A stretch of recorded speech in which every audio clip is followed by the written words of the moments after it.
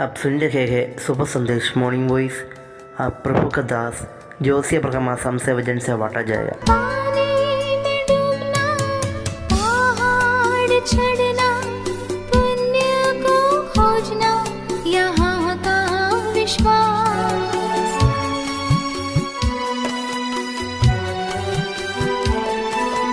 पानी में डूबना, पहाड़ चढ़ना, पुण्य को खोजना, यहाँ का विश्वास। ज्योति हटाकर अंधकार चुनना, बेमूल होना, यहाँ का रिवाज। सुना था हमने विश्व महान है। परमेश्वर का नाम की महिमा हो। मुझे सुनने वाला हर एक भाई बहनों को जल्दी आने वाला प्रभु यीशु मसीह का पावन और मीठे नाम में हमारा प्यार भरा नमस्कार। आइए आज का मनन के लिए हम लोग पढ़ेंगे इफिसियों का पत्री 5 अध्याय उसका 18 से 21 तक। इफिसियों का पत्री 5 अध्याय उसका 18 से 21 तक।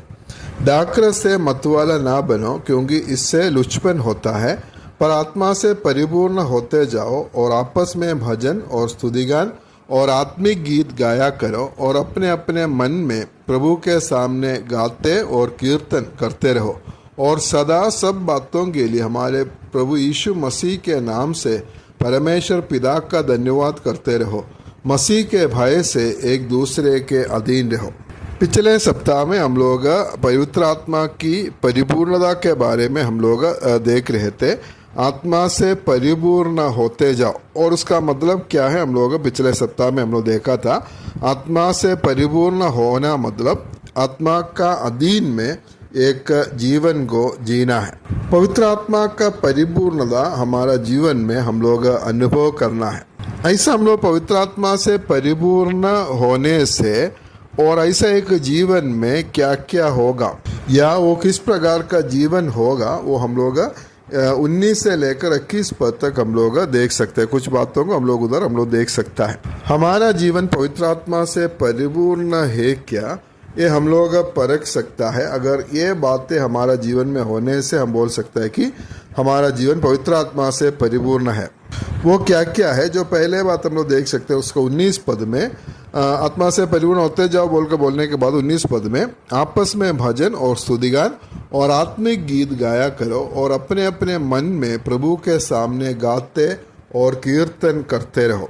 पवित्र आत्मा से परिपूर्ण होने वाला एक व्यक्ति का जीवन में क्या होता है, उसका जीवन में गीत होते हैं या भजन होते हैं। हम लोग इधर पढ़ते हैं भजन, स्तुतिगान, आत्मिक गीत, प्रभु के सामने गाते और कीर्तन करते रहो। और इधर अलग अलग प्रकार की गीत के बारे में, भजन के बारे में हम लोग इधर देख सकते हैं। आत्मा से अगर परिपूर्ण होता है तो उस जीवन में क्या होता है, गीत होता है, संगीत का एक जीवन है।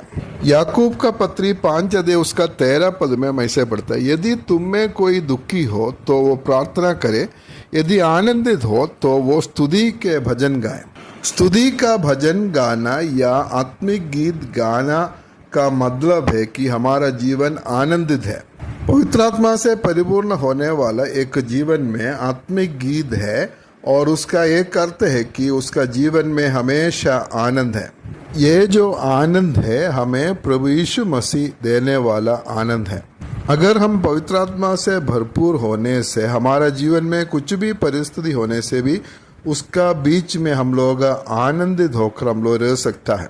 भजन संहिता 4 का 7 पद में दाऊद ऐसा कहता है, तूने मेरे मन में उससे कई अधिक आनंद भर दिया है जो उनको अन्न और दाख मधु की बढ़ती से होता था।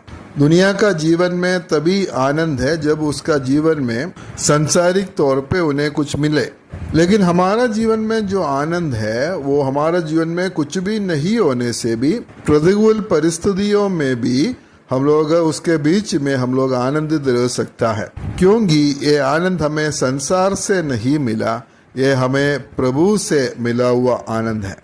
इसलिए पवित्र आत्मा से परिपूर्ण होकर जीने वाला एक व्यक्ति का जीवन का पहला लक्षण है, उसका जीवन में गीत है, मतलब उसका जीवन में हमेशा आनंद होते हैं। और दूसरा बात हम उसी में हम लोग देख सकते हैं कि आत्मा से परिपूर्ण होकर रहने वाला एक व्यक्ति का जीवन में गीत होते हैं। आपस में भजन स्तुतिगान आत्मिक गीत गाया करो और अपने अपने मन में प्रभु के सामने गाते और कीर्तन करते रहो। और ये जो गीत है आराधना को दर्शाता है, हमेशा प्रभु को महिमा देने वाला या एक आराधना का एक जीवन है। पवित्र आत्मा से परिपूर्ण होकर जीने वाला एक व्यक्ति का जीवन में परमेश्वर को आराधना मिलता है। रविवार में कलीसिया इकट्ठा होकर प्रभु की आराधना करता है, लेकिन उस आराधना के बारे में हम लोग इधर नहीं देखता है। पवित्र आत्मा से परिपूर्ण होकर रहने वाला एक व्यक्ति का जीवन हमेशा एक आराधना का जीवन होते हैं, मतलब हमेशा उसका जीवन में परमेश्वर की महिमा मिलते रहेंगे। कुरिन्थियों का पहला पत्री 10 अध्याय उसका 31 पद में ऐसे पढ़ता है, इसलिए तुम चाहे खाओ चाहे पियो चाहे जो कुछ करो सब कुछ परमेश्वर की महिमा के लिए करो। हम लोग कुछ भी करें, चाहे खाओ चाहे पियो, कुछ भी करो, सब परमेश्वर की महिमा के लिए करना है। पवित्र आत्मा से परिपूर्ण होकर रहने वाला एक व्यक्ति का जीवन में हमेशा परमेश्वर की महिमा मिलता है। गिरजा में जाने से परमेश्वर की महिमा मिलता है, घर में बैठने का समय में परमेश्वर की महिमा मिलता है, परमेश्वर की आराधना मिलता है, दूसरों के साथ में बात करने का समय में परमेश्वर की महिमा मिलता है, काम करने का समय में भी परमेश्वर की महिमा मिलता है, चाहे खाए चाहे पिए कुछ भी करे, और ये सब समय में परमेश्वर की महिमा देने वाला एक जीवन है।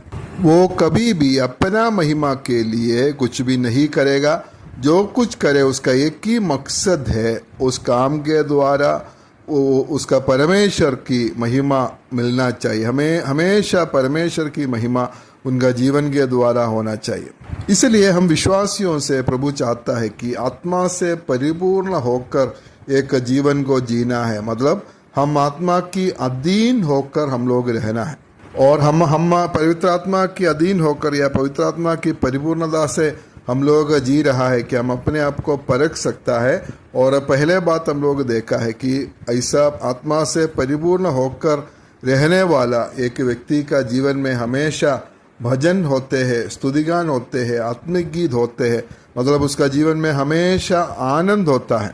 वो आनंद जो है परमेश्वर देने वाला आनंद है, संसार देने वाला आनंद नहीं है। हर एक परिस्थिति में हम प्रभु में आनंदित रह सकता है। और दूसरा बात हम लोग देख रहे थे कि ऐसा जो पवित्र आत्मा से परिपूर्ण होकर जीने वाला एक व्यक्ति का जीवन जो है हमेशा परमेश्वर की महिमा देने वाला, परमेश्वर की आराधना करने वाला एक आराधना का एक जीवन होगा।